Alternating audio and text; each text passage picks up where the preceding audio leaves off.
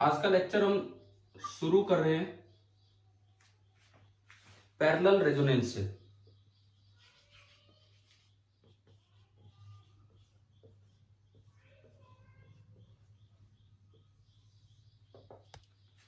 Parallel resonance जिसमें एक circuit मैंने आपको पढ़ाया था कि सर्किट में प्योर इंडक्टर है और प्योर कैपेसिटर है। किसी को भी ऊपर बना सकते हो, किसी को भी नीचे। और आपने वोल्टेज अप्लाई की Vm sine omega T, omega driving T. तो आपने पढ़ा था कि अगर ओमेगा ड्राइविंग या यूं कहें जो यहां रेजोनेंट एंगुलर फ्रीक्वेंसी बोली जाती है, दैट इज ओमेगा ड्राइविंग कितना 1/√LC।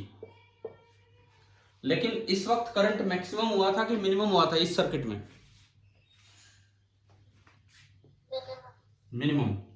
इस वक्त आई मिनिमम हो गया था और वो बिल्कुल जीरो हो गया था, कैंसिल आउट ही हो गए थे और वो बिल्कुल जीरो हो गया था। और इस सर्किट को नाम दिया था रिजेक्टर सर्किट, ना कि एक्सेप्टर सर्किट। इससे तो फर्क नहीं पड़ता आप कैपेसिटेंस मतलब पैरेलल में होने चाहिए, कैपेसिटेंस ऊपर लगाओ नीचे लगाओ इंडक्टर कहीं लगाओ, ये पैरेलल में होना चाहिए और कुछ नहीं है। लेकिन असल में कोई भी इंडक्टर ऐसा नहीं होता है जिसकी रेजिस्टेंस ना हो। तो मैंने आपको कल ये दिया था शायद होमवर्क में कि एक कैपेसिटर है और इंडक्टर की कुछ ना कुछ रेजिस्टेंस है, ये L ये R।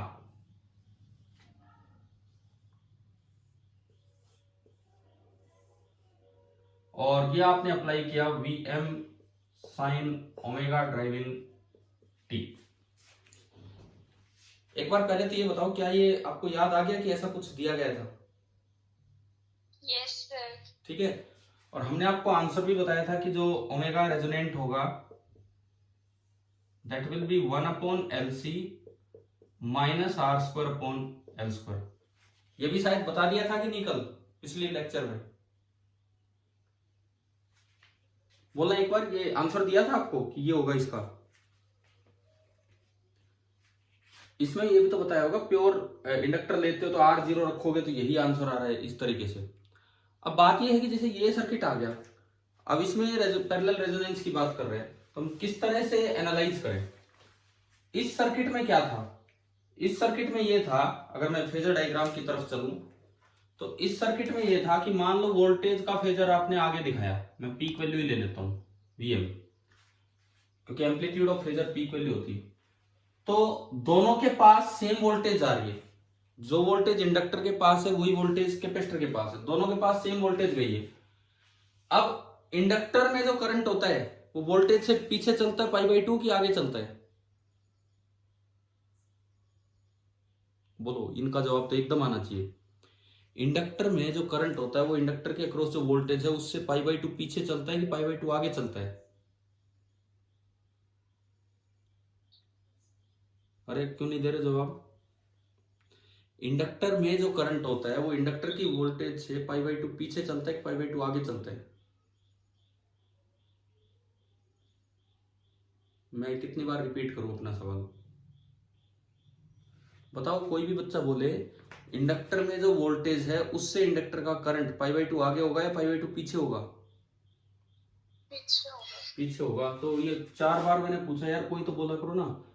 तो जो इंडक्टर का करंट है IL वो तो पीछे होगा। अब सेम वोल्टेज ही कैपेसिटर के पास है, लेकिन हम जानते हैं कि कैपेसिटर का जो करंट होता है वो π/2 किधर होता है? आगे होता है। और एंटी रेजोनेंस या पैरेलल रेजोनेंस का मतलब था कि ये दोनों कैंसिल आउट हो जाएं। अगर कैंसिल आउट हो जाए तो नेट करंट जो मिनिमम करंट है वो कितना हो जाएगा? 0। और उसकी कंडीशन ये निकल के आई थी 1/√LC। ये रिजेक्टर सर्किट था, एंटी रेजोनेंस सर्किट। क्लियर ना यहां तक? ये वाला तो बिल्कुल क्लियर हो गया होगा, पहले भी पढ़ा रखा हमने।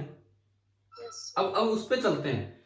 मैंने ये कहा था कि आप एक बार घर पे ये ट्राई करना, बिकॉज कल मेरे को ट्रांसफार्मर पढ़ाना था, पूरा लेक्चर उसमें लगना था, तो हमने उसी में लेक्चर लगाया। थोड़ा भी टाइम हम इधर उधर करते तो फिर वेस्ट हो जाता था।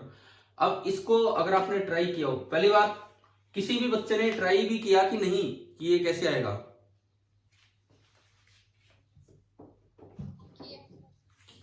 हुआ कोई अचीव कर पाए रिजल्ट? नो, ठीक है, कोई बात नहीं। अभी देख लीजिए कि कैसे होगा। मान लो इस सर्किट में जो भी वोल्टेज है, ये पूरी वोल्टेज तो इसके पास है, इस कॉम्बिनेशन के पास, और ये पूरी वोल्टेज अकेले कैपेसिटर के पास है। जो भी आपने वोल्टेज अप्लाई की है, ये पूरी की पूरी वोल्टेज तो इस कॉम्बिनेशन के पास है और पूरी वोल्टेज इस कैपेसिटर के पास है। तो ऊपर वाली ब्रांच के करंट को मैं बोल देता हूं IC, एंड नीचे वाली ब्रांच के करंट को मैं बोल देता हूं IL। हालांकि LR है, बट मैंने ILR बोल दिया, लोग ILR, इस तरह से। अब देखो, मान लो वोल्टेज का फेजर मैंने ऐसे दिखाया सीधा, वोल्टेज का फेजर मैंने ऐसे दिखा दिया सीधा, तो IC बताओ किधर होगा?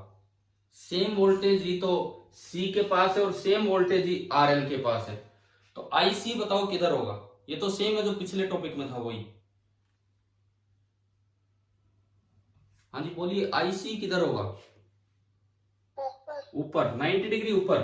कैपेसिटर का जो करंट होता है तो वो तो कैपेसिटर की वोल्टेज से, कैपेसिटर का जो करंट होगा वो तो कैपेसिटर की वोल्टेज से 90 डिग्री ऊपर ही होना है, इसमें तो कोई डाउट ही नहीं है। तो इसका मतलब जो कैपेसिटर का करंट है वो तो इधर हो गया IC। अब ILR किधर होगा? पहली बात, ऊपर होगा कि नीचे होगा? भाई वोल्टेज से LR करंट लीड करेगा कि लैग करेगा? बोलो। हमने प्योर LR सर्किट पढ़ा है एक बार, L और R का कॉम्बिनेशन, जब RC और RL पढ़े थे उस समय, दो के कॉम्बिनेशन। और मैंने आपको यह भी बताया है कि पैरेलल कॉम्बिनेशन में ना आप इनको दो सर्किट मान के चलो, एक बार तो प्योर कैपेसिटर हो गया और एक बार RL सर्किट। तो जैसे आपको LR सर्किट सीरीज सर्किट पढ़ाया था वो दिमाग में लाओ। LR सीरीज सर्किट कहता था कि अगर केवल R होता तो करंट वोल्टेज के फेज में होता, अगर केवल L होता तो करंट 90 डिग्री नीचे होता, और दोनों है तो नीचे तो होगा लेकिन 90 डिग्री नहीं, कुछ नीचे होगा। आया कि नहीं आया समझ में, कैसे हम LR सर्किट पढ़ते थे? ठीक है, तो इसका मतलब बताओ इस वक्त करंट ये जो ILR है ये नीचे होगा या ऊपर होगा वोल्टेज से? अब तो बोलो, अभी मैंने बताया, आपको समझाया। जो ILR होगा ये पूरा तो नीचे नहीं लेकिन कुछ नीचे होगा। ये आपका है ILR, और ये हमने बोल दिया कि कुछ भी फाई नोट एंगल नीचे है, फाई नोट एंगल नीचे। एक बार बताओ, क्या ये फेजर बनाना आ गया, फेजर डायग्राम ये वाला? Yes sir. ठीक है, अगर मुझे फाई नोट पता लगाना हो, आप LR सर्किट की तरह देखो ना, जैसे सिंपल LR सर्किट होता था तो उसका इंपीडेंस डायग्राम बना लो। सिंपल LR सर्किट का इंपीडेंस डायग्राम, ये R, क्या हो गया, बोर्ड पे पसीने आ गए, ये R, ये आपका होगा XL, जिसको हम बोल सकते हैं ओमेगा इंटू L, और ये Z ऑफ LR ब्रांच का Z, क्योंकि ऊपर एक और ब्रांच है तो नेट Z तो अलग होगा, तो this is the Z of LR branch. और आपने ये जो एंगल बोला है ये बोला है फाई नोट, और इसके अकॉर्डिंग ये फेजर बना। मतलब मैं आपको क्या सिखा रहा हूं कि अगर पैरेलल सर्किट आए तो उसे आप दो अलग अलग सीरीज सर्किट्स की तरह देखिए, जैसे एक प्योरली कैपेसिटिव सर्किट और एक LR सर्किट। और डिफरेंस क्या है कि दोनों में समानता क्या है कि दोनों के पास जो वोल्टेज आएगी वो बिल्कुल सेम होगी। तो शायद अब तो ये क्लियर हो गया होगा। ठीक है, अब आप क्या करेंगे, इस करंट के ना दो टुकड़े कर देंगे, इस करंट के दो कंपोनेंट्स कर दो, एक तो इधर और एक इधर।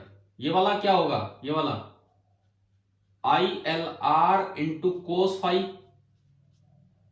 नोट, एंड ये वाला क्या होगा ILR into sine phi naught. एक बार बताओ, फेजर में कंपोनेंट कैसे किए, क्या ये समझ में आया? अब थोड़ा जवाब दो तभी तो मैं आगे बढ़ूंगा। कंपोनेंट कैसे किए, क्या ये समझ में आ गया कि नहीं?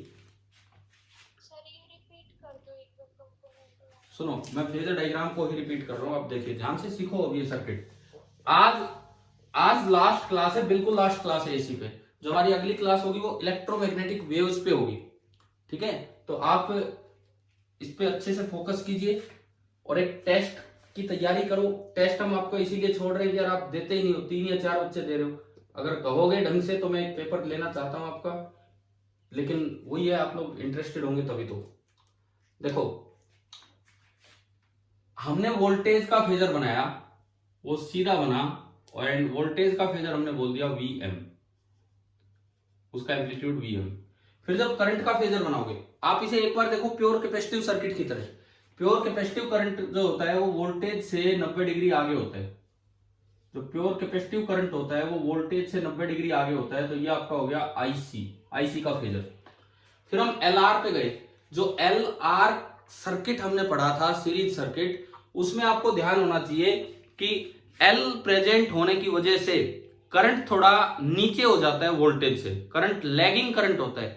कितना लैग करता है वो इस इंपीडेंस डायग्राम से पता लग जाता है। तो हमने एक एलआर सर्किट का इंपीडेंस डायग्राम बनाया। ये आर, ये XL, omega driving into L, और ये जेड, एलआर का जेड, पूरे का जेड नहीं, पूरे में तो कैपेसिटेंस भी शामिल है। एलआर वाले पार्ट का जो जेड होगा वो ये होगा।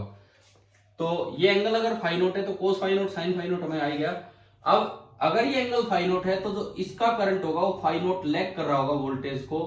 So this is current I L R, और ये फाई नोट एंगल पीछे होगा।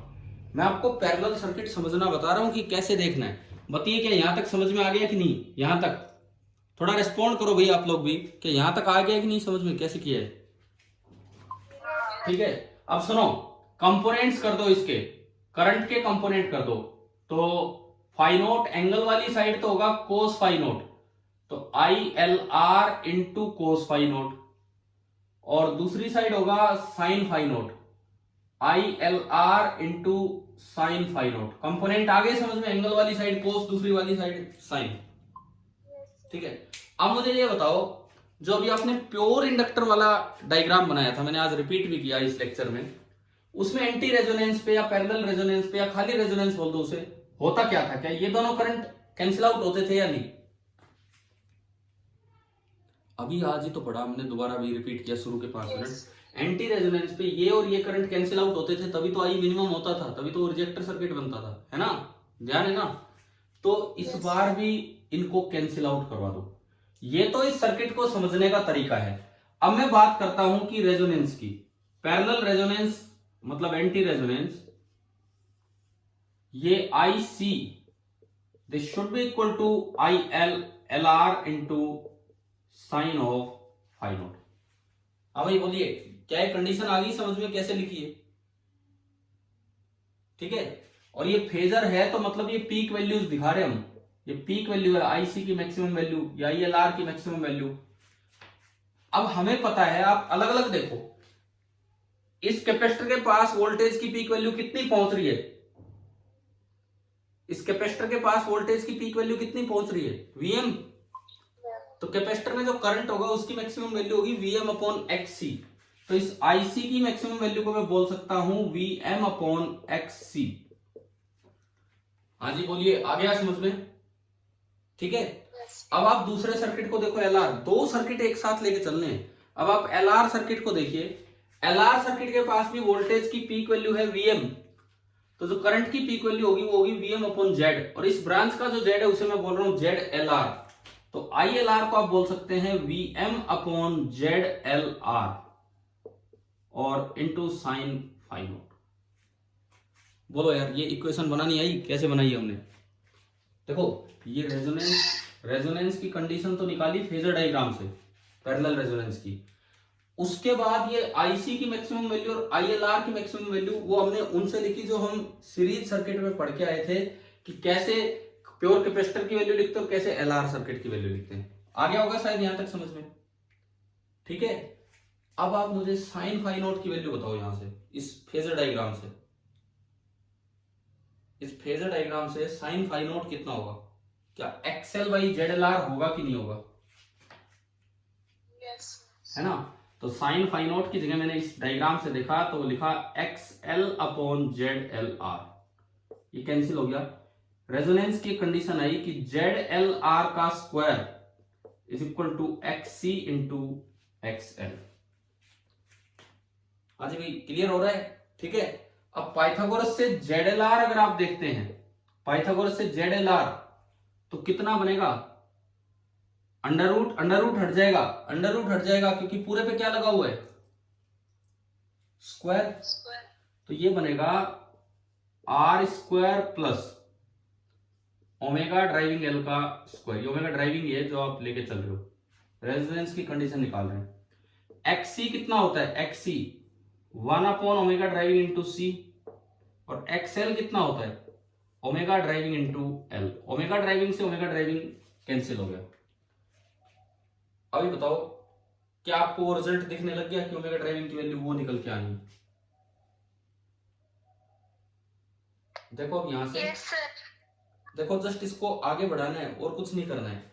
आप केवल इसी चीज को आगे बढ़ाओगे तो ये बना R square plus omega driving square L square is equal to L by C. दोनों साइड एल स्क्वायर से डिवाइड कर दो, दोनों साइड एल स्क्वायर से डिवाइड कर दो। R square by L square plus omega driving square, जब दोनों साइड एल स्क्वायर से डिवाइड करोगे तो एक एल कटेगा, 1 बाई एल सी। इसको उधर ले जाओ तो ये घटेगा और उसका अंडर रूट ले लो। तो आप बताओ क्या ये ओमेगा रेजोनेंट ट्रू हो गया कि नहीं, कैसे निकालना है, बोलिए, समझ में आया। देखो हमने पैरेलल रेजोनेंस एक बार आइडियल इंडक्टर के लिए पढ़ा, उसमें ओमेगा ड्राइविंग निकल के आया 1 upon under root L C की। इतनी एंगुलर फ्रीक्वेंसी लगाएंगे तो रिजेक्टर सर्किट बन जाएगा और एंटी रेजोनेंस हो जाएगा या पैरेलल रेजोनेंस। एक बार हम रियल इंडक्टर पे गए तो उसका कुछ रेजिस्टेंस भी होगा। अब तरीका भी इंपॉर्टेंट है कि आपको कैसे बताया है। एंड फाइनली यहां से आपने देखा तो ये रिजल्ट आ गया, और ये रिजल्ट याद रखना है क्योंकि अब चेक कर लिया करो इसे, अगर आर 0 रखो तो 1 बाई रूट एल सी आना चाहिए। अभी बताओ भाई, सभी बच्चों को क्लियर हुआ कि नहीं, Yes, sir. ठीक है। ये तरीका इंपॉर्टेंट था कि कैसे आपने पैरेलल सर्किट को दो सीरीज सर्किट्स की तरह देखा ब्रेक करके। किसी बच्चे को भी कोई डाउट हो, क्योंकि हो सकता है ये एसी का जो बेस्ट पार्ट है वो है कि लगा लो कि दो सीरीज को आपने पैरेलल में कंबाइन करके दिखाया है। अगर किसी भी बच्चे को डाउट है तो अभी आप पूछ लीजिए कि कैसे किया है, और नहीं तो ये फॉर्मूला याद रखना है आपको, ठीक है। अब अगर मैं इस सर्किट की, क्योंकि वो तो सर्किट ही नहीं होता, नीचे खाली एल ऊपर खाली सी, एल के साथ आर तो होगा ही होगा।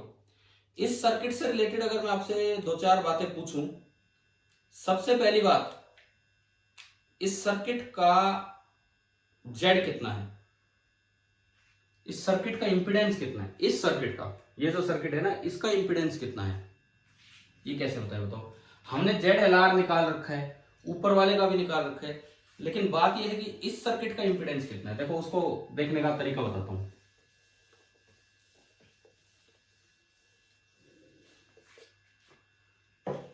मान लो लेट टोटल इंपीडेंस, सपोज कीजिए सर्किट का टोटल इंपीडेंस जेड है, तो आप ये कह सकते हैं कि सर्किट में से जो मैक्सिमम करंट होगा, यार ये मेरे हाथ से बोर्ड ही गीला हो जाता है, सर्किट का जो मैक्सिमम करंट होगा I M, this will be equal to V maximum जो आपने अप्लाई की है डिवाइडेड बाई जेड। ये तो होता ही है ना फॉर्मूला किसी भी सर्किट में। अगर आपको नेट इंपीडेंस पता लग जाए जेड, तो जो आई मैक्सिमम होगा, I maximum this will be simply equal to V maximum divided by Z. तो हम किसी तरह से आई एम को इस फॉर्म में ले आए और फिर कंपेयर कर लेंगे कि जो बचेगा वो जेड है। इधर देखो आप, ये दोनों कैंसिल हो गए, तो जो नेट आई बचा वो कितना है, ये दोनों कैंसिल हो गए, तो जो नेट आई की मैक्सिमम वैल्यू बचेगी वो बचेगी आई एल आर की maximum value into cos of phi naught. बताते चलो, समझ में आ रहा है ये स्टेप। आई एल आर की मैक्सिमम वैल्यू को हमने लिखा था V M upon Z L R, I L R की मैक्सिमम वैल्यू को हमने लिखा था V M upon Z L R, और कोस फाई नॉट उस ट्राइंगल से जो मैंने मिटा दिया अभी, इंपीडेंस ट्राइंगल से जो अभी यहां बना रखा था एल आर सर्किट वाला, ये आर, ये एक्सएल, ये Z L R, cos phi naught कितना है इससे, R upon Z L R. तो ये बन गया V M into R upon Z L R का स्क्वायर। आप इसको ऐसे भी लिख सकते हैं, आई एम बराबर वी एम अपॉन ZLR का स्क्वायर डिवाइडेड बाई R। पता ये क्या है, बन गया कि नहीं? या R और भी नीचे गया। ZLR का स्क्वायर डिवाइडेड बाई R आया समझ में? अगर मैं इससे कंपेयर करूं तो Z बताओ कितना है, सर्किट का Z।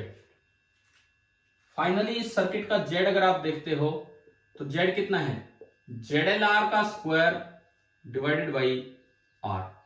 अब ZLR कितना है इस ट्रायंगल से, सॉरी यहां से अगर मैं देखूं, ZLR का स्क्वायर कितना है, R square plus XL square. XL is omega driving into L का स्क्वायर डिवाइडेड बाई R। इसको क्या करो आप, ओमेगा ड्राइविंग की वैल्यू पुट कर दो। एट रेजोनेंस ओमेगा ड्राइविंग कितना निकल के आया? एट रेजोनेंस अगर मैं बात करूं तो ओमेगा ड्राइविंग आपके पास आ चुका है, ठीक है। एट रेजोनेंस आपके पास ओमेगा ड्राइविंग है। भाई हम यहां से निकालना चाह रहे हैं कि इस समय सर्किट का जेड कितना होगा, तो ये आपका आ गया ZL स्क्वायर अपॉन R। कर पाओगे ना इसको आगे? देखो इस समय अगर आप ओमेगा ड्राइविंग इनटू L का स्क्वायर करोगे तो यहां से निकाल दो। देखिए मैं बताता हूं किस तरह से। ये आपका जेड चल रहा है, सर्किट का Z. Omega driving at resonance होता है 1/LC minus R square by L square. Under root हटाओ, स्क्वायर लगाओ, ठीक है। मुझे चाहिए ओमेगा ड्राइविंग और L दोनों का स्क्वायर, तो L स्क्वायर से मल्टीप्लाई कर दो, तो ये बन गया। L स्क्वायर से मल्टीप्लाई करेंगे तो L/C बचेगा, और ये ओनली क्या बचेगा, R स्क्वायर।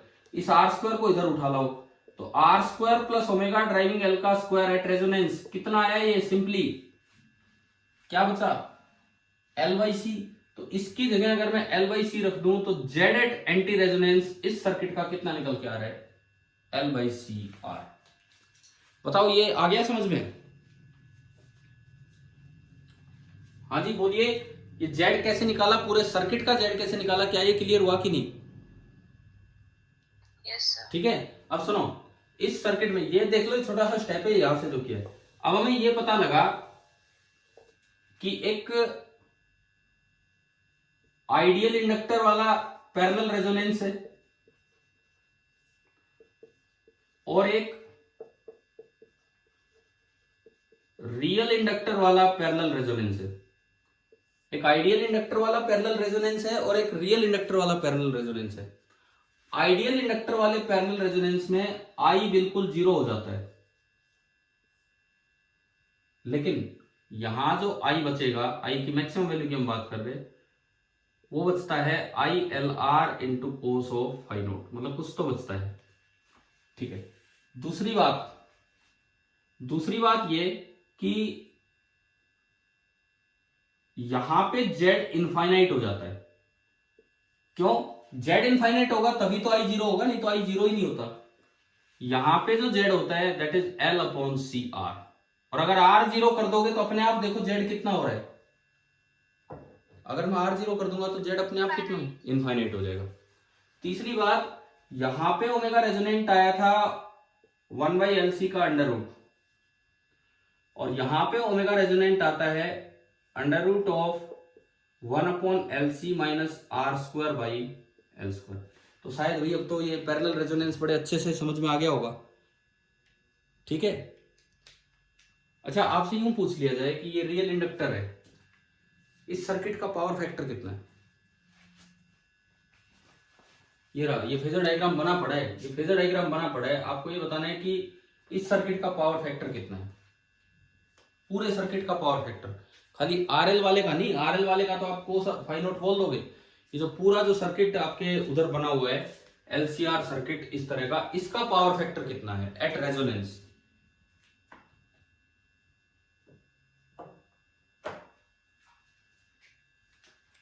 अगर मैं आपसे पूछता कि LR ब्रांच का पावर फैक्टर कितना हो तो कोस फाई नोट हो जाता, और उस ट्रायंगल से हमने लिख भी दिया था।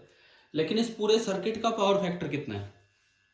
देखो जब ये दोनों करंट कैंसिल आउट हो गए तो करंट, नेट करंट खाली यही तो बचा। जब ये दोनों करंट कैंसिल आउट हो गए तो नेट करंट खाली यही बचा, ILR कोस फाई नोट। तो अब नेट करंट और नेट वोल्टेज के बीच का एंगल कितना है? 0 डिग्री। तो बताओ पावर फैक्टर कितना है? अरे अब तो बताओ, नेट वोल्टेज और नेट करंट के बीच का आपने फेज एंगल देख लिया, तो पावर फैक्टर कितना होगा? पावर फैक्टर क्या होता है? Cos of phase angle. बोलिए। कोस 0 डिग्री। हाँ, तो कोस 0 डिग्री कितना हो गया? 1। यानी कि इस सर्किट का at resonance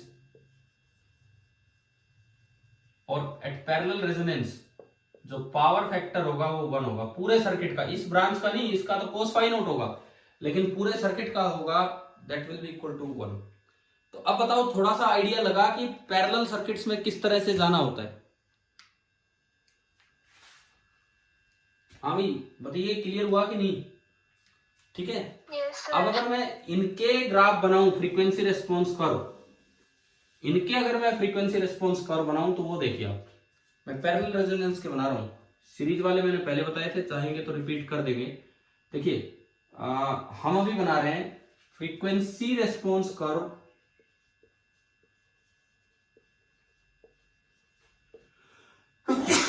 sorry, frequency response curve सबसे पहले बना रहे हैं फॉर पैरेलल रेजोनेंस या रिजेक्टर सर्किट के लिए। देखो, एक बार मैं मानता हूं रियल इंडक्टर, रियल इंडक्टर मैंने लिया, एक बार मैंने रियल इंडक्टर लिया, तो रियल इंडक्टर में ओमेगा ड्राइविंग के साथ एट रेजोनेंस आईएम मैक्सिमम होता है कि आईएम मिनिमम होता है पैरेलल रेजोनेंस में? पैरेलल रेजोनेंस में एट रेजोनेंस करंट मैक्सिमम होता है कि करंट मिनिमम होता है? बोलो। Minimum. मिनिमम। तो ये ग्राफ नीचे की तरफ आएगा और ये कुछ इस तरह से आएगा कि नीचे आया और देन ये ऊपर गया, इस तरह का। ये जो फ्रीक्वेंसी है, ये जो फ्रीक्वेंसी है, this is omega R and which is equal to under root of 1/LC minus R² ठीक है। दूसरी बात, जो करंट की पीक वैल्यू होती है इस समय, करंट की जो पीक वैल्यू होती है वो होती है Vm/Z, और एट रेजोनेंस Z कितना है इसका? L/CR। तो Vm/L CR। अब बताओ, एंटी रेजोनेंस का ये फ्रीक्वेंसी रेस्पॉन्स कर्व समझ में आया? पैरेलल रेजोनेंस का कैसा बनेगा? ठीक है। अगर मान लो ये आइडियल इंडक्टर होता,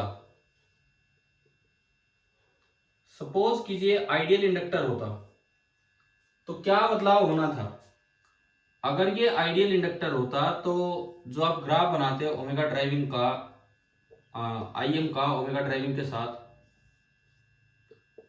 पहली बात जो रेजोनेंट फ्रीक्वेंसी होती है उस पे करंट बिल्कुल जीरो होता है, ये हमने पीछे एक सर्किट में पढ़ा था इस तरह का। ये यहाँ पे रेजोनेंट जो फ्रीक्वेंसी होगी इस बार वो बचेगी ओनली 1/√LC, और इस पे जो आई मिनिमम होगा वो कितना होगा आपका?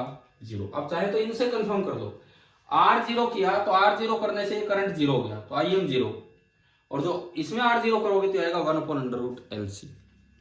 बताओ भाई, क्या ये frequency response curve parallel resonance के लिए आइडियल और रियल इंडक्टर दोनों में समझ में आ गया कैसा बनना है? Yes. ठीक है। अगर इसी ग्राफ को IM की बजाय Z के लिए पूछ लिया जाए तो बिल्कुल उससे उल्टी शेप बनेगी। देखो, अगर Z के लिए ये पूछ लिया जाए तो वो दिखाता हूं मैं आपको, यही फ्रीक्वेंसी रेस्पॉन्स कर्व अगर आपने Z के लिए बनाना है तो एक बार मैं लेता हूं real inductor,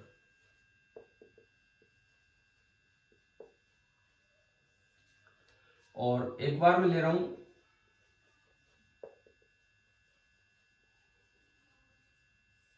ideal inductor. Z का अगर ग्राफ पूछा जाए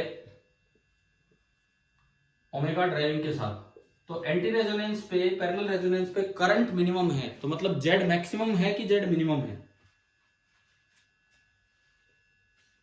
बताओ, जेड मैक्सिमम होगा कि जेड मिनिमम होगा? अगर करंट मिनिमम है तो जेड इंपीडेंस मैक्सिमम होगा कि मिनिमम होगा? मैक्सिमम। मैक्सिमम। तो ये जो ग्राफ है ये ऊपर की तरफ हो जाएगा, ये सेम ग्राफ ऊपर की तरफ हो जाएगा। ओमेगा रेजोनेंट तो वही होगा जो रियल वाले केस में यहां था। This will be under root of 1/LC minus R square by L square. लेकिन जो जेड की जो मैक्सिमम वैल्यू है that is L upon C into R ये। और अगर आप आइडियल इंडक्टर की बात करते हैं, आइडियल इंडक्टर, तो ओमेगा ड्राइविंग के साथ जेड, आर जीरो किया तो जेड कितना हो रहा है बताओ इसमें? आर जीरो किया तो जेड कितना हो रहा है? इनफाइनाइट।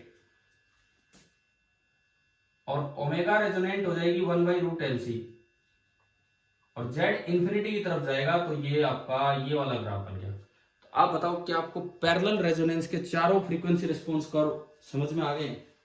पैरेलल रेजोनेंस के, ठीक है? ठीक है, अब सुनो भाई, आप बीच बीच में बोलते रहा करो, मैं 4 बार एक बार पूछता हूं तब जाके एक बार जवाब आता है। मैं फिर पूछता हूं क्या है चारों frequency response curve parallel resonance के क्लियर हैं सभी को? Yes sir. ठीक है, अब एक बार क्योंकि फ्रीक्वेंसी रिस्पॉन्स कर्व कर रहे हैं तो मैं सीरीज रेजोनेंस का और फ्रीक्वेंसी रिस्पॉन्स कर्व आपको रिपीट कर रहा हूं, याद दिला दूं कि कैसा था। फॉर सीरीज रेजोनेंस मतलब इस तरह का सर्किट, एक आर, एक एल, एक सी और आपने लगा दिया कोई सोर्स जिसकी फ्रीक्वेंसी ओमेगा ड्राइविंग। तो इसका जो ग्राफ था वो ऐसा था कि रेजोनेंस पे करंट मैक्सिमम हो रहा था, ये असेप्टर सर्किट था। तो आई एम का तो ग्राफ ओमेगा ड्राइविंग के साथ यूं गया था। ये जो फ्रीक्वेंसी आई थी ये 1/√LC ही थी, कोई आर का कोई रोल नहीं था, ये 1/√LC ही थी। और इस वक्त जो करंट आया था वो आया था VM/R ये। और इसमें कोई आइडियल और रियल का केस नहीं, इसमें रियल ही है जो है। और ओमेगा ड्राइविंग के साथ अगर जेड करते हो, आइडियल मैं अभी बना दूंगा, R0 लेके क्या बनेगा आपको दिखा दूंगा, इसी में क्या चेंज होना है। अगर आप जेड दिखाते हो तो ये सेम ग्राफ यूं आएगा इस तरह से, and at omega is equal to 1/√LC जो जेड मिनिमम था वो था आपका आर। ठीक है, ये तो फ्रीक्वेंसी रेस्पॉन्स कर्व थे फॉर रजिस्टिव सर्किट। कि आरएलसी में एक फिर से वही है कि रियल इंडक्टर है, रियल इंडक्टर है, रेजिस्टेंस नॉन जीरो है। इसमें भी अगर आप आइडियल इंडक्टर बना देते, रेजिस्टेंस जीरो कर देते, तो मैं यहीं पे बताता हूं आपको। बताओ इस ग्राफ में क्या बदलाव होगा रेजिस्टेंस जीरो होने पे? इस पे तो कोई फर्क ही नहीं पड़ा। और इसमें आर जीरो हो गया तो ये करंट कहां चला जाएगा?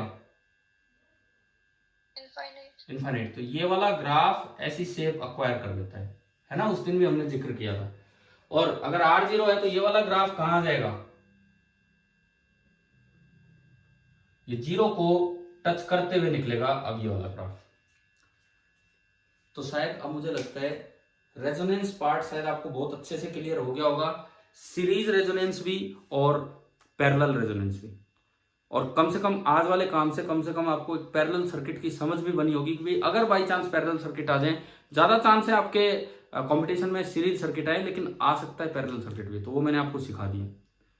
क्लियर हो गया भाई ये पूरा सर्किट? बताओ ठीक है। अब मैं एक क्वेश्चन देता हूं, अब देखिए।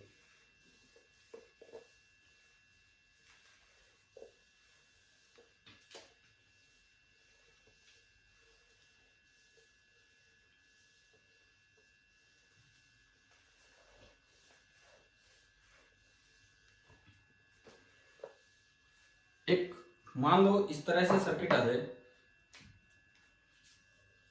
पैरेलल सर्किट ही मैं ले रहा हूं।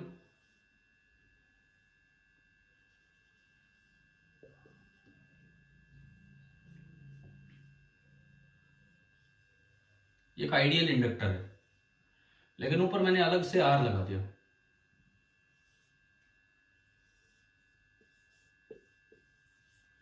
ये है फाइंड पैरेलल रेजोनेंट फ्रीक्वेंसी।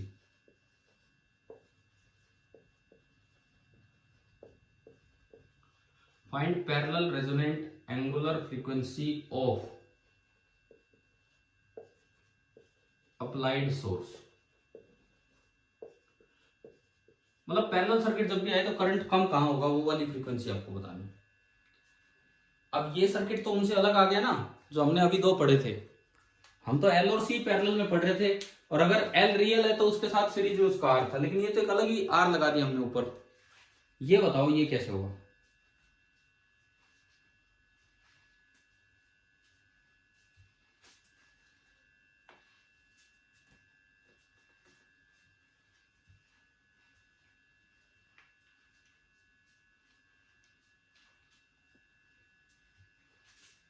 कैसे, थोड़ा सा सोचिए, मतलब फेजर वगैरह से जैसे अभी बनाया था, और फिर वो करंट के कंपोनेंट कैंसिल करने। V is equal to V M sine omega driving T, ये इसकी इक्वेशन मान लो। फेजर से सोचो आप, ये तीन सर्किट हैं, तीनों के पास पूरी पूरी वोल्टेज V आ रही है, यहां भी V, यहां भी V और यहां भी V। इस सर्किट में जो करंट आया मैंने वो IL बोल दिया, इसमें जो करंट आया वो IC बोल दिया, और इसमें जो करंट आया वो IR बोल दिया। तो अभी जैसे बनाया था आपने फेजर, उसी तरह से आप शुरुआत कीजिए। सबसे पहले एक वोल्टेज का फेजर मान लो। मान लो वोल्टेज का फेजर आगे की तरफ है यूं, उसकी वैल्यू है Vm। अब आप तीनों करंट्स के फेजर बनाओ। IR का फेजर किधर दिखाएं बताओ। हाँ जी, IR का फेजर किधर दिखाएं। ये तीन अलग अलग प्योर सर्किट्स हो गए। तीन अगर ऐसे लगा रखे हैं तो तीन अलग अलग प्योर सर्किट हो गए जो पैरेलल में, प्योर आर, प्योर सी और प्योर एल। तीनों के पास वोल्टेज सेम यही।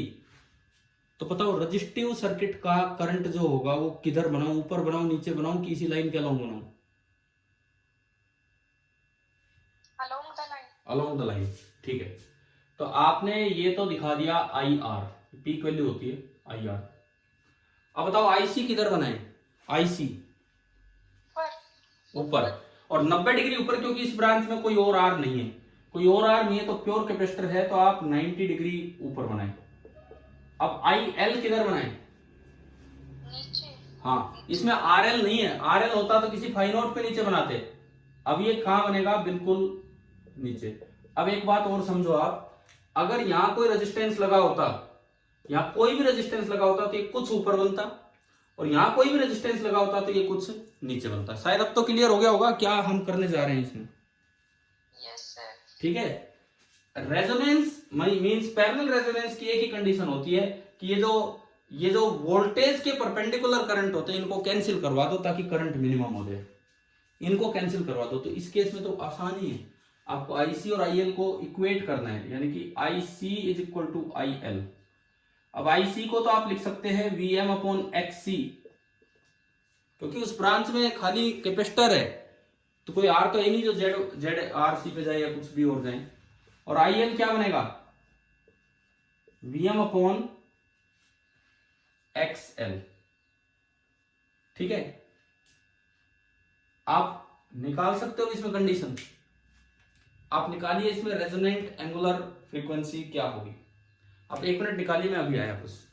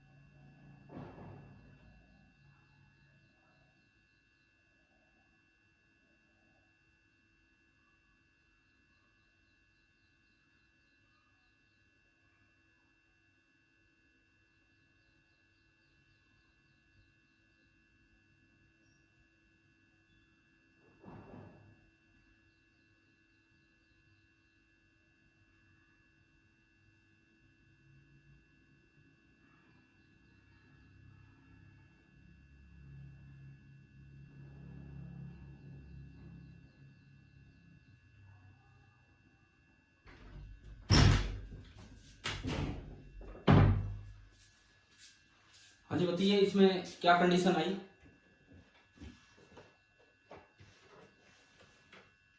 क्या कंडीशन आई, शायद आगे होगी, वो तो सेम ही, Vm से Vm कट गया, XC is equal to XL, XC आपका 1 upon omega driving into C और XL omega driving into L, तो यहां से omega driving square 1 by LC and omega driving is equal to 1 upon under root LC। अब बताओ यार, क्या resonant frequency निकालनी आ गई कि नहीं? Yes, sir. देखो, अगर आ गई तो मैं अब अगला सवाल दे रहा हूं, उसमें ये सारी चीजें यूज हो जाएंगी।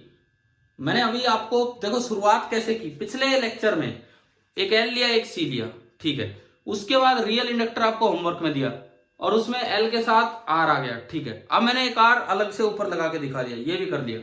अब मैं क्या करूंगा, एक L और C ही लेंगे, लेकिन L वाली ब्रांच में भी रेजिस्टेंस होगा और C वाली ब्रांच में भी रेजिस्टेंस होगा, और आपको ऐसा फेजर डायग्राम बना के आपको एंगुलर फ्रीक्वेंसी निकालनी होगी रेजोनेंस के वक्त। कर दोगे कि नहीं बताओ? कोशिश करोगे ना अभी कैसे करना है? Yes, sir. तो देखिए, अगला सवाल जो इस टॉपिक को ही खत्म कर देगा कि ये पैरेलल रेजोनेंस की कभी भी बात हो हम हमेशा कर पाएंगे। और जो अभी मैंने मिटा दिया उससे एक चीज समझ में आती है, पैरेलल में अगर एक खाली आर की ब्रांच हो तो उससे रेजोनेंस पे कोई फर्क नहीं पड़ता, क्योंकि उसका जो करंट है वो तो वोल्टेज के अलोंग ही होगा, और हमें जो कैंसिल करने होते हैं वो तो वोल्टेज के परपेंडिकुलर वाले कैंसिल करने होते हैं, है ना? समझ में आए ये? अगर पैरेलल में कोई एक ब्रांच है जिसमें खाली आर है तो वो रेजोनेंट फ्रीक्वेंसी पे कोई फर्क ही नहीं डालेगा। अब आप यार ऐसे ले लो, जैसे कोई वैल्यू नहीं लेने की जरूरत, वो तो न्यूमेरिकल आएंगे तब हो जाएंगे। ये ऊपर एक ब्रांच है जिसमें एक रेजिस्टेंस लगा है R1, कैपेसिटेंस लगा है C। नीचे एक ब्रांच है जिसमें रेजिस्टेंस लगा है R2, इंडक्टेंस लगा है L, और ये आपका सोर्स है। ये आपको वही ये सर्किट दिया गया है और काम वही करना है कि आपको फ्रीक्वेंसी निकालनी। जरूरी नहीं कि एंगुलर फ्रीक्वेंसी ही पूछे, फ्रीक्वेंसी पूछे तो उसको आप 2 पाई से डिवाइड कर दिया करो, ठीक है। तो आपको यही करना है कि फ्रीक्वेंसी निकालनी जिसपे पैरेलल रेजोनेंस हो, या खाली वर्ड रेजोनेंस बोल दिया, एंटी रेजोनेंस बोल दिया। Find resonant frequency of source. आप ओमेगा निकाल के उसको 2 पाई से डिवाइड कर देंगे तो फ्रीक्वेंसी आ जाएगी। चलो बताओ, सवाल आया क्या समझ में? क्या है इसकी इक्वेशन? आप अपने आप मान लिया करो, V is equal to Vm sine of omega driving into T. V is equal to Vm sine of omega driving into T.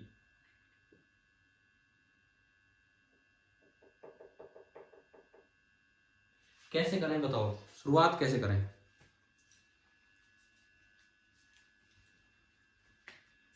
कैसे करें शुरुआत?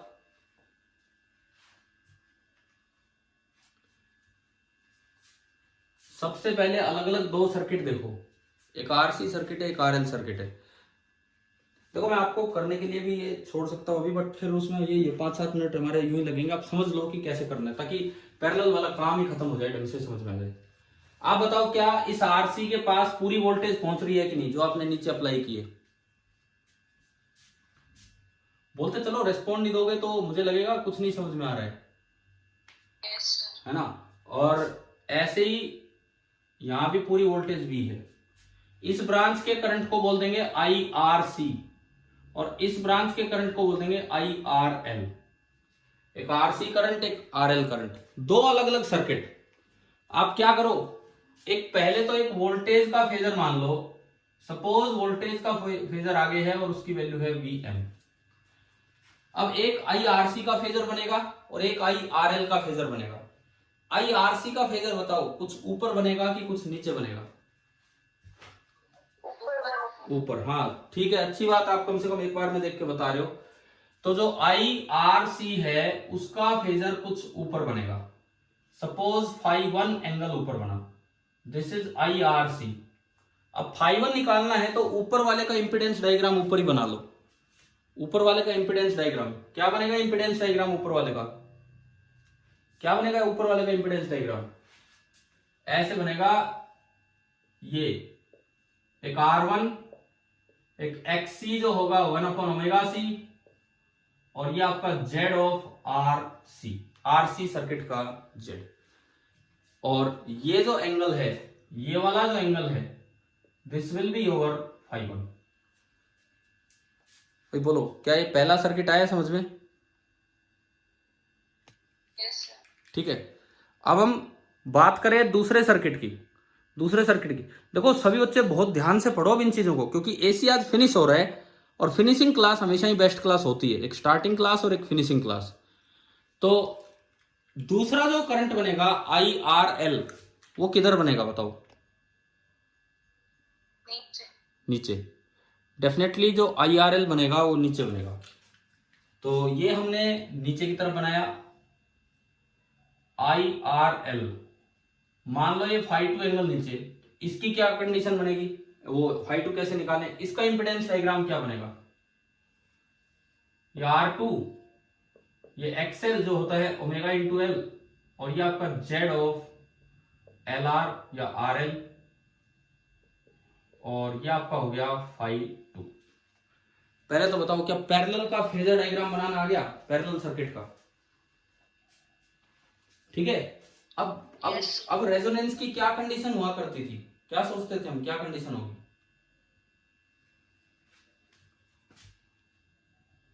कौन से कंपोनेंट करंट के कैंसिल करवाने ताकि करंट मिनिमम हो जाए?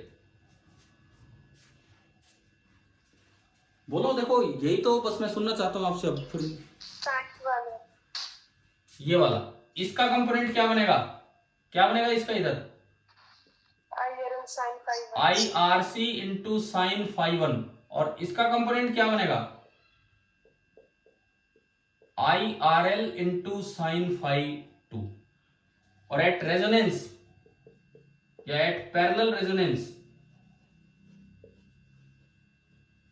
हम एक ही तो इक्वेशन बनाते आए हैं, IRC into sine φ1 is equal to IRL into sine φ2। शायद मुझे लगता है अब तो पैरेलल वाली बातें क्लियर होंगी एसी में कैसे बनानी है।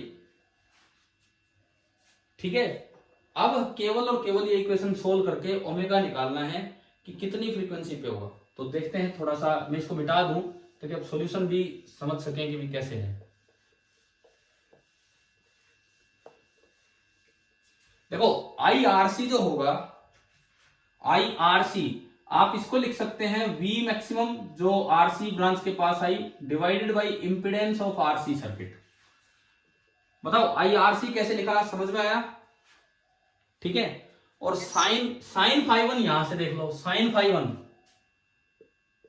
XC अपॉन ZRC, है ना भाई? हो गया क्लियर क्या कर रहे हैं हम?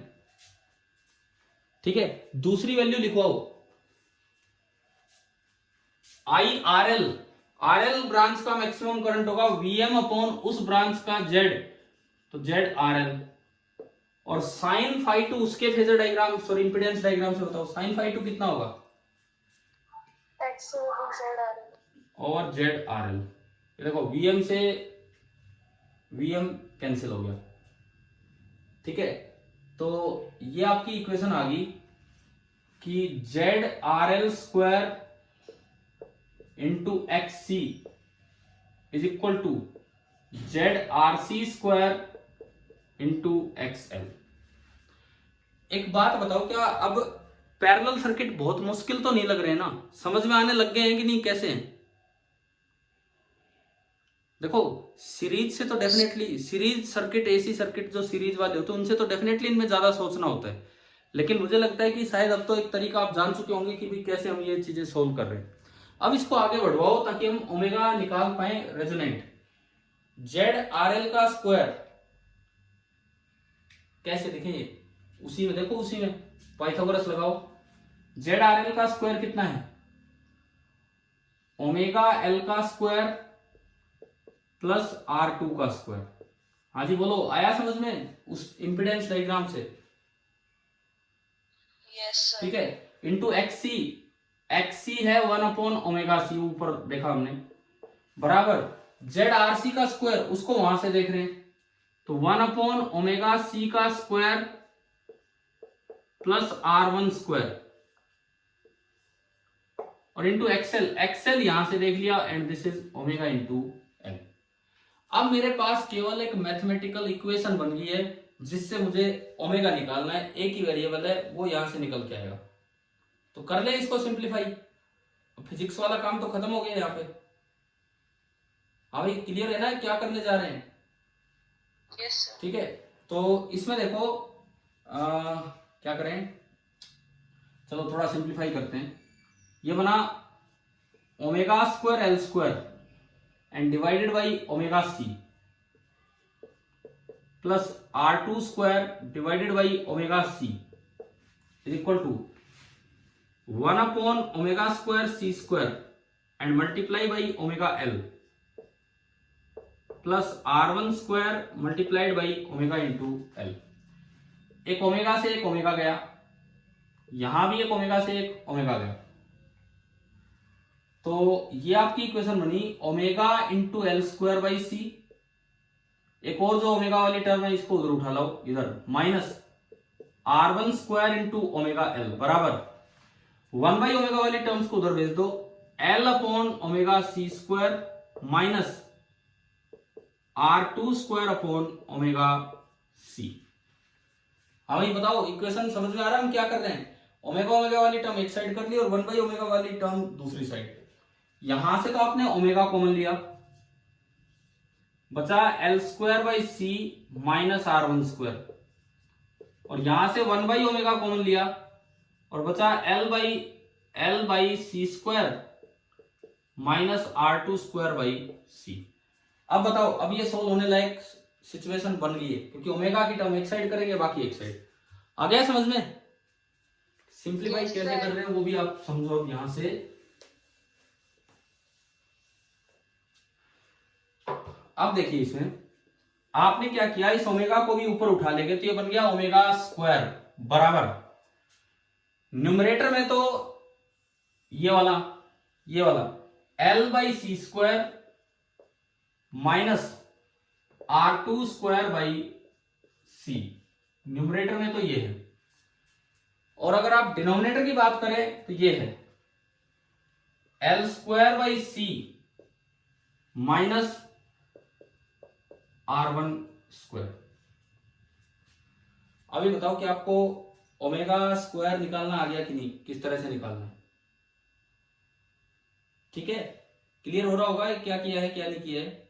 इसके बाद देखो इसमें से हम क्या करें, एल वहां से और सी वहां से, एल बाई सी, इसको अगर उस फॉर्म में हम बनाना चाहें तो एल हमने यहां से कॉमन लिया और सी वहां से कॉमन लिया। देखो एक बार देख लेना कहीं कोई कुछ चीज भूल ना गए हो, ऐसा है कि बड़ी बड़ी इक्वेशन चल रही है, फिर मैं लास्ट में बताऊंगा क्या आता है। यहाँ एक एल स्क्वायर है, ठीक है, यहाँ ये वाली टर्म इधर उठा के लाए, उधर ये है और प्लस R2 स्क्वायर, ठीक है। अब देखो यहां से अगर आप ओमेगा स्क्वायर देखते हो, ऊपर वाली टर्म से सी स्क्वायर कॉमन ले लो। अगर मैं ऊपर वाली टर्म से सी स्क्वायर कॉमन लूं या एक सी कॉमन लूं तो क्या बचा, L by C minus R2 square. एक बार ये बताओ, ऊपर वाली ब्रैकेट से मैंने 1 बाई सी कॉमन लिया, क्या ये समझ में आ गया? ये बचा L by C minus R2 square, ठीक है। और नीचे वाले ब्रैकेट से मैंने केवल एल कॉमन लिया, केवल एल, तो ये बचा एल बाई सी। भैया एक बार चेक करो कि R1 स्क्वायर के साथ कहीं एल आना था क्या, क्योंकि जिस तरह का रिजल्ट आना चाहिए उसके अकॉर्डिंग यूं बचना चाहिए, यूं बचना चाहिए। क्या R1 स्क्वायर के साथ कोई एल आना था कहीं, देखना। हाँ ये देखो, यहां देखो, यहाँ ये देखो, ये वाला स्टेप आपने इसमें से ओमेगा कॉमन लिया तो ये क्या है, एक एल है, ठीक है। ये एक एल चल रहा है यहाँ पे, मैंने इसमें से एल कॉमन लिया तो ये बच गया। अब अगर आप इसको देखते हैं तो omega square is equal to, ये एल और सी तो दोनों मल्टीप्लाई हो जाएंगे क्योंकि एल बाई 1 है, ये उल्टा होके जाएगा ऊपर, तो 1 बाई एल सी इंटू ऊपर तो बचा L by C minus R2 square और नीचे बचा L by C minus R1 square. और अब अगर आप ओमेगा रेजोनेंट निकालते हो इस समय इस इक्वेशन में, तो ये आएगा, एक तो अंडर रूट इस पे रह गया, अंडर रूट ऑफ 1/√LC ये तो बाहर है, इनटू पूरे की पावर हाफ, और उसमें ऊपर अगर देखते हो तो L/C माइनस R2², और नीचे आता है L/C माइनस R1²। ये मैं क्यों कह रहा था कि भाई एक L रह गया, इसलिए कह रहा था कि अब अगर आप वेरीफाई करो तो पिछले रिजल्ट्स आने चाहिए। जैसे अभी देखते हैं, वेरिफिकेशन करवाता हूं। ये तो आपका ओमेगा रेजोनेंट का फॉर्मूला आ गया। देखो यार, आप चाहो तो इस चीज को अवॉइड करने के लिए फॉर्मूला भी याद कर सकते हो। मैं इतना भी रिकमेंड नहीं करता, क्योंकि इतना आगे तक सवाल मुश्किल से आता है, बट अगर आ जाए तो आप ये फॉर्मूला याद कर सकते हो ओमेगा रेजोनेंट का, इस सर्किट में जिसमें एल और सी पैरेलल में और दोनों ब्रांच में आ रहा हो।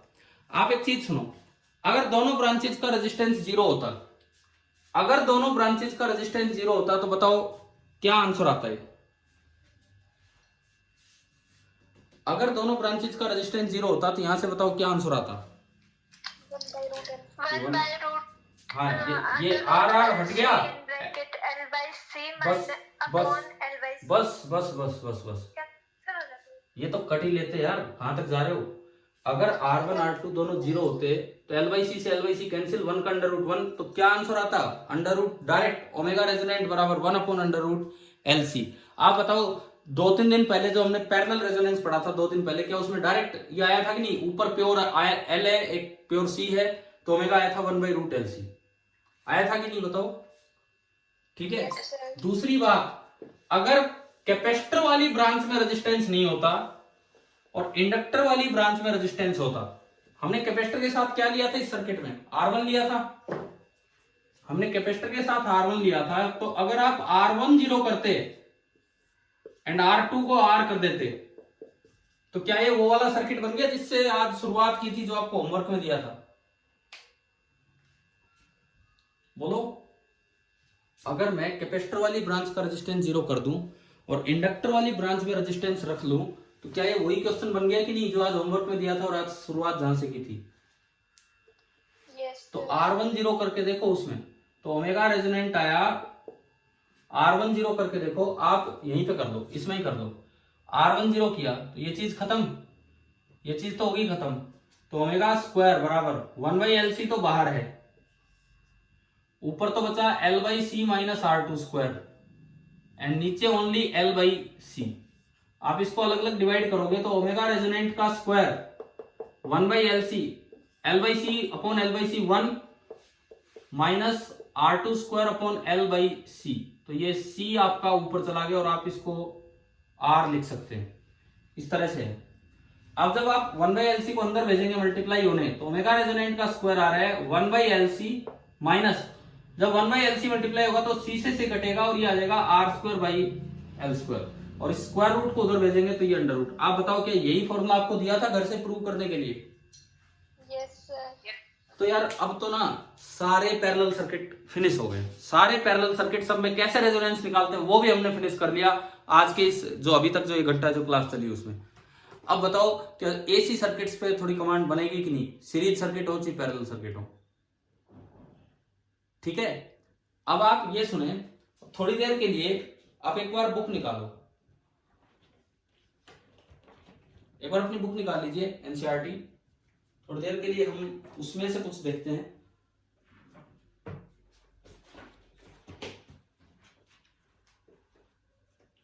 और इसकी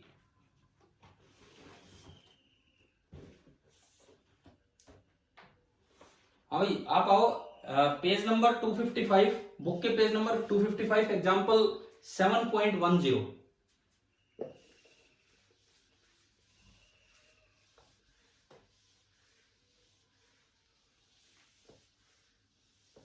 पेज नंबर 255, एग्जांपल 10th जो है वो निकाल लिया आपने बुक में? yes, sir. देखिए एक थ्योरेटिकल सा क्वेश्चन है, ये लिखता है एट एन एयरपोर्ट, किसी भी एयरपोर्ट पे a person is made to walk through the doorway of a metal detector for security reasons। अरे मेटल डिटेक्टर तो आपने मॉल वगैरह में भी जाते हो, कहीं भी जाते हो, देखे होंगे ना मेटल डिटेक्टर। yes, एक yes. छोटा सा दरवाजा लगा होता है, उसमें से निकलना होता है गेट से। तो एयरपोर्ट पे भी सिक्योरिटी रीजन से मेटल डिटेक्टर में से निकालते हैं। if she or he is carrying anything made of metal, the metal detector emits a sound. अगर आपके पास कुछ भी मेटल का है तो उसमें एक अलग ही आवाज पैदा होगी. On what principle does this detector work? Question आ गया है क्या समझ में या नहीं?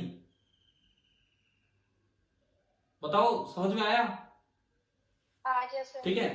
अब सुनो कि मैं थोड़ा बोर्ड के सामने कम आ रहा हूं. मैं जब भी आता हूं शायद ये स्क्रीन चमकने लग जाती है. ऐसा हो रहा है क्या कुछ? Yes sir.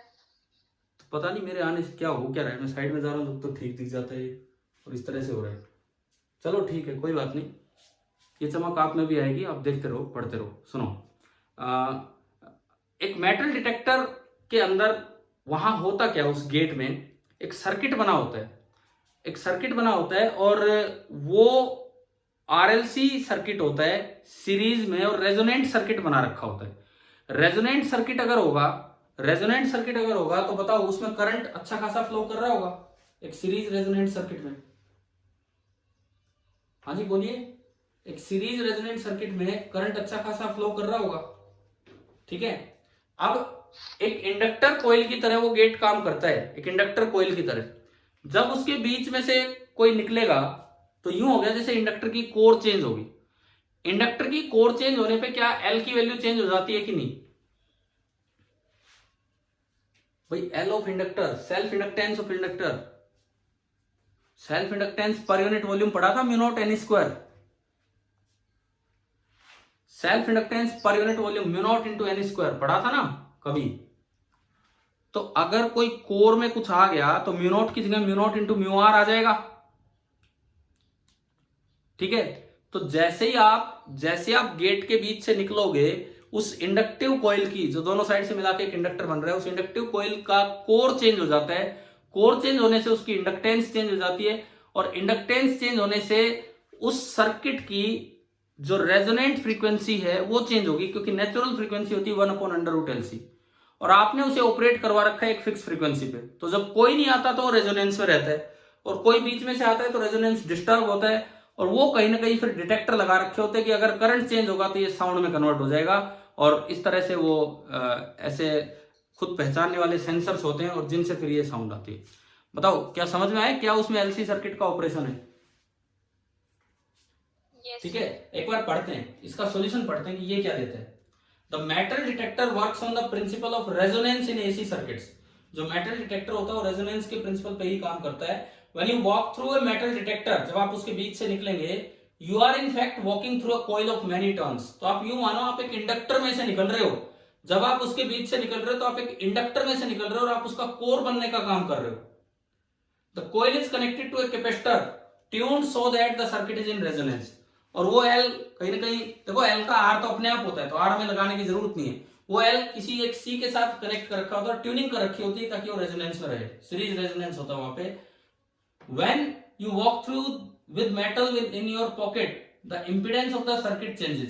देखो आप विदाउट मेटल जाते तो आपकी बॉडी से इतना फर्क नहीं पड़ता. भाई एक इंडक्टर है, आप उसमें पेपर डाल दो, उसकी कोर पे कुछ फर्क नहीं पड़ेगा. लेकिन अगर मेटालिक पार्ट डालोगे तो कोर चेंज होगी अच्छी खासी. तो आप तो एक नॉन कंडक्टिंग टाइप आइटम है, आप तो एक नॉन मैग्नेटिक टाइप आइटम है. अगर आप कोर में से निकल भी रहे तो कुछ फर्क नहीं पड़ रहा है. लेकिन अगर आपके पॉकेट में कोई मेटालिक आइटम है तो उससे कोर पे अच्छा खासा फर्क पड़ेगा. तो अब क्या होता है सुनिए.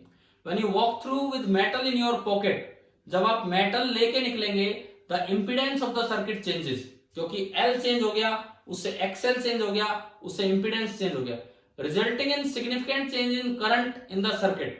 उससे क्या होता है सर्किट का करंट चेंज हो जाता है, क्योंकि इंपीडेंस चेंज होगा तो करंट चेंज होगा. This change in current is detected. और अंदर कोई ऐसा डिटेक्टर लगा रखा होता है जो इस करंट में चेंज को डिटेक्ट करता है. And the electronic circuitry causes a sound to be emitted as an alarm. और वहां ऐसा सेंसर लगा होता है कि वो अलार्म बजा देता है कि भाई कोई मेटल की चीज अंदर आई है. बताइए क्या ये समझ में आया कि कैसे ये काम करता है? ठीक है, क्लियर है कि नहीं बताओ ये वाला भाई. अब आप इसके बाकी 16 एग्जांपल्स पढ़ना, ट्राई करना. एक बार आप इस पे आइए, additional exercise page number 267.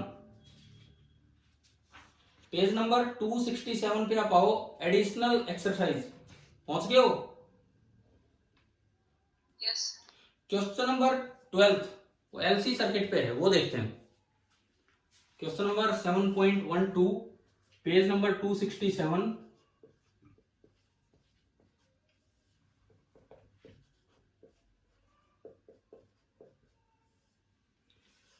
Question number 7.12 इस पे हमें देखिए लिखता है an LC circuit contains a 20 millihenry inductor and a 50 microfarad capacitor with an initial charge of 10 millicoulomb। मतलब एक चार्ज देके एक कैपेसिटर को इंडक्टर से कनेक्ट कर दिया। तो अगर एक चार्ज देके कैपेसिटर को इंडक्टर से कनेक्ट कर दिया तो ये फ्री ऑसिलेशंस हैं कि फोर्स्ड ऑसिलेशंस हैं, बताओ। ये जो डायग्राम बनेगा ये फ्री ऑसिलेशंस होंगे कि फोर्स्ड ऑसिलेशन होंगे? फ्री। ये फ्री ऑसिलेशंस होंगे क्योंकि आपने कोई बाहर से कोई सोर्स नहीं लगाया अलग से, एसी सोर्स। कैपेसिटेंस है 50 माइक्रोफैराड और जो इनिशियल चार्ज आपने देके इस सर्किट को कनेक्ट किया है वो चार्ज आपको दिया गया है 10 मिली कूलम। ये चार्ज आपको दिया है 10 milli coulomb. The resistance of the circuit is negligible. तो बताओ ये फ्री वाले डैम्प्ड ऑसिलेशन है या फ्री वाले अनडैम्प्ड है? बोलो यार बोलो, एक एक चीज का जवाब दो। ये डैम्प्ड ऑसिलेशंस हैं कि अनडैम्प्ड हैं? लिखा है the resistance of the circuit is negligible. तो फ्री वाले डैम्प्ड ऑसिलेशन है कि अनडैम्प्ड है? हद होगी यार, बताओ जवाब दो। Undammed. अनडैम्प्ड। तो इसमें घबराए मत करो, आप जवाब दिया करो। या तो आप वैसे इग्नोर कर रहे होते तो छोड़ यार, अपने आप कोई ना कोई दे देगा। ऐसा नहीं है ना, फिर मैं भी तो उतना टाइम, डबल टाइम लग जाता है एक चीज में। अच्छा, यानी कि ये अनडैम्प्ड ऑसिलेशन है। Let the instant the circuit is closed be at T equal to 0। ठीक है, टी इक्वल टू 0 पे आपने सर्किट स्टार्ट किया। What is the total energy stored initially? पहला सवाल, टोटल एनर्जी इनिशियल कितनी होगी? कैसे निकालें भाई, इसमें तो एनर्जी है नहीं, इसमें ही है। तो इनिशियल एनर्जी कैसे निकालें? क्या स्क्वायर बाई 2c। सारी एनर्जी इसी के पास है, ऐसे बनाए थे ना हमने डायग्राम, इसके पास 0 एनर्जी है। ठीक है, तो अगर आप रखते भी हो क्यू का स्क्वायर 10 मिली यानी कि 10⁻⁻2 और उसका भी स्क्वायर अपॉन 2 इंटू सी 50 इंटू 10⁻⁻6, ये 100, 10⁻⁻4 ही ऊपर है और 10⁻⁻4 ही नीचे। यार कैलकुलेशन भी आसान है, ये आपको करना आना चाहिए। कभी ऐसे घबरा जाओ कि भाई कौन करेगा ये। तो ये आपकी इनिशियल एनर्जी आ गई स्टोर्ड, कितनी आई? 1 जूल। हाँ जी बोलो, समझ में आ गया? फर्स्ट पार्ट क्लियर है सभी को? ठीक है, second part, is it conserve during LC oscillation? क्या माने हम इसमें, कंजर्व रहेगी कि नहीं? ये कंजर्व रहेगी कि नहीं रहेगी? ये कौन से ऑसिलेशन हो रहे हैं, डैम्प्ड कि अनडैम्प्ड? अनडैम्प्ड में टोटल एनर्जी कंजर्व रहती है कि नहीं रहती है? बिल्कुल रहती है। आपको याद होना चाहिए अनडैम्प्ड में du by dt हमने 0 किया था और डैम्प्ड में du by dt हमने किया था -I²R। याद है कि नहीं यार? अरे इतने टॉपिक आपने पढ़ लिए, कम से कम दिमाग में रखो उन चीजों को। तो यहाँ पे एनर्जी कंजर्व है। लेकिन एक और बात मैंने बताई थी कि प्रैक्टिकली ऐसा पॉसिबल नहीं है। पहली बात, प्रैक्टिकली किसी भी रेजिस्टेंस, किसी भी इंडक्टेंस की रेजिस्टेंस होती है। और दूसरी बात, रेजिस्टेंस होगी तो इट लॉस है। दूसरी बात, चार्ज इसमें बार बार ऑसिलेट करता है तो एक्सेलरेट कर रहा है, और एक्सेलरेटिंग चार्ज से ईएम वेव्स बाहर आएंगी जो हमारा अगला टॉपिक होगा। तो इसलिए ठीक है, यहाँ तो अनडैम्प्ड है इसलिए एनर्जी कंजर्व है, लेकिन ऐसा पॉसिबल नहीं था। चलिए, फर्स्ट पार्ट हो गया, इसमें 5 पार्ट है, ध्यान से देखें। फर्स्ट पार्ट आ गया ना समझ में? ठीक है, second part, what is the natural frequency of the circuit? हाँ जी बताओ, क्या फॉर्मूला था नेचुरल एंगुलर फ्रीक्वेंसी का? अनडैम्प्ड ऑसिलेशन की नेचुरल एंगुलर फ्रीक्वेंसी का क्या फॉर्मूला था? बोलो, ऐसे टाइम मत लगाओ, बोलो इसकी नेचुरल एंगुलर फ्रीक्वेंसी का क्या फॉर्मूला था? हमने फ्री वाले जब ऑसिलेशन पढ़े। देखो मैं आपको फिर से एक चीज याद दिलाऊं, अगर कोई रेजिस्टेंस नहीं है तो 1/√LC, और अगर रेजिस्टेंस है लेकिन स्मॉल है तो भी 1/√LC। कुछ याद आया? Yes, sir. है ना? तो इन सारी बातों का थोड़ा ध्यान रखो यार। रेजिस्टेंस है लेकिन स्मॉल है तो भी 1/√LC। तो ये ओमेगा आ जाएगा। लेकिन इन्होंने क्वेश्चन में ध्यान देना, कई बार ये भी एक मिस्टेक हो जाती है। ये पूछ रहा है फ्रीक्वेंसी, हम एंगुलर फ्रीक्वेंसी लिख के और ऑप्शन एक ऐसा भी होता है उस पर टिक लगा देते हैं। अब जो फ्रीक्वेंसी होगी वो होगी, इसको 2π से डिवाइड कर देना, जो भी आएगा इसको 2π से डिवाइड कर देना और वो हर्ट्ज में फ्रीक्वेंसी आ जाएगी। कर लोगे सेकेंड पार्ट? ठीक है। थर्ड पार्ट देखो, at what time is the energy stored completely electrical, और फिर बोलता है कंप्लीटली मैग्नेटिक, कि भाई किस वक्त तो ये एनर्जी कंप्लीटली इलेक्ट्रिकल होगी और किस वक्त ये एनर्जी कंप्लीटली मैग्नेटिक होगी। देखिए इनिशियली कैसी है एनर्जी, कंप्लीटली इलेक्ट्रिकल है कि कंप्लीटली मैकेनिकल? देख के बताओ ना यहां से। इनिशियली हाँ इलेक्ट्रिकल, दोबारा इलेक्ट्रिकल T/2 टाइम पे होती है कि T टाइम पे होती है? एनर्जी की साइकिल हाफ टाइम में पूरी हो जाती है, पूरे T टाइम में जाके पूरी होती है? बताइए। फ्री ऑसिलेशन पढ़ा रखे हैं आपको, ग्राफ भी इतने इतने बनवाए थे इनमें। एनर्जी के जो ऑसिलेशन है उनका टाइम पीरियड चार्ज के ऑसिलेशन के टाइम पीरियड से आधा होता है कि डबल होता है कि बराबर होता है? बोलो भाई जल्दी बोलो। डबल नहीं होता, फ्रीक्वेंसी डबल होती है। अरे मैंने वो ग्राफ बनवाए थे, एनर्जी वाला नीचे नहीं जाता, वो इतने में रिपीट हो लेता है, चार्ज वाला यूज आता है। तो जितनी देर में ये एक साइकिल पूरी होती है उसकी 2 साइकिल पूरी हो जाती है, तो एनर्जी का टाइम पीरियड आधा होता है। तो दोबारा इलेक्ट्रिकल ये होगी T/2 टाइम में। अब अगर मुझसे पूछे कि भाई कब कब तो इलेक्ट्रिकल है और कब कब मैग्नेटिक है, तो T=0 पे इलेक्ट्रिकल है, फिर T/2 पे होगी, फिर T पे होगी, इस तरह आधा आधा चलता रहेगा। और 0 और T/2 के बीच में है T/4, फिर है 3T/2 4, इनमें जो होगी वो मैग्नेटिक होगी। और T आप यहां से निकाल लो, ये जो ओमेगा आया यहां से इसका टाइम पीरियड ऑफ चार्ज निकाल लो, 2π/ओमेगा नेचुरल, वो चार्ज का टाइम पीरियड है तो एनर्जी का उससे आधा होगा। तो ये है चार्ज के ऑसिलेशन का वो टाइम पीरियड होती है। बताइए क्या तीसरा पार्ट आ गया कि नहीं समझ में? भाई कोई डाउट है तो बताओ थर्ड पार्ट में। बोलो बोलो 1 मिनट। थर्ड पार्ट क्लियर है सभी को?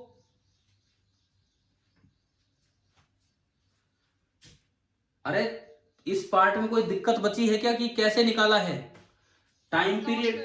ठीक है, टाइम पीरियड हमने चार्ज के ऑसिलेशन का निकाल लिया, इससे एनर्जी का टाइम पीरियड उससे आधा होगा। तो बार बार इतनी इतनी देर के बाद ये एनर्जी इसके पास होगी और उसके बीच वाले टाइम पे वहां होगी। आपको ग्राफ वाला काम देख सकते हैं उस लेक्चर का। D part, at what time is the total energy shared equally between the inductor and the capacitor. आपको ये बताना है कि इक्वल एनर्जी शेयरिंग कब होगी इंडक्टर और कैपेसिटर के बीच में, ये जो एनर्जी इक्वली शेयर कब होगी। कैसे निकालें? देखो 0 पे तो सारी इलेक्ट्रिकल है, T/4 पे सारी मैग्नेटिक है, तो इनके बीच का कोई टाइम होगा जब ये इक्वल शेयर होगी, है ना? क्योंकि बीच के टाइम पे 0 से T/4 के टाइम पे देखो, अगर आप इसका ग्राफ देखें एक ही ग्राफ में टाइम के साथ, इलेक्ट्रिकल एनर्जी टॉप से स्टार्ट होती है और यूं आके यूं जाती है एक पूरे साइकिल में, और उसका साइकिल होता है T/2 टाइम का ही। मैग्नेटिक एनर्जी 0 से स्टार्ट होती है, बीच में मैक्सिमम होती है और फिर यूं जाती है। तो ये वो टाइम है, ये टाइम था 0, ये टाइम था T/4। तो अगर मैं अंदाजा लगाऊं तो ये टाइम क्या होना चाहिए, तुक्का अगर मैं मारूं तो ये टाइम क्या होना चाहिए, T/8। और नहीं तो आप इक्वेशन से जाके देखोगे कि ये बराबर तब होगा जब Q²/2C बराबर हाफ LI² होगा, या यूं कहें Q²/2C आधा हो गया। मैंने करवाए थे उस समय, जिस दिन क्वालिटेटिव डिस्कशन करवाया उसमें करवाया था ये। हाँ भाई बताओ ध्यान है कि नहीं? जिस दिन क्वालिटेटिव डिस्कशन करवाया, क्वांटिटेटिव नहीं क्वालिटेटिव वाला पार्ट जिस दिन डिस्कस किया, उस दिन हमने देखा था कि ये कैसे कैसे होगा। समझ में आया? ठीक है, आप डायरेक्ट बताना चाहो तो डायरेक्ट बता सकते हो, जैसे मैंने अभी बताया। क्लियर हो गया है कि नहीं?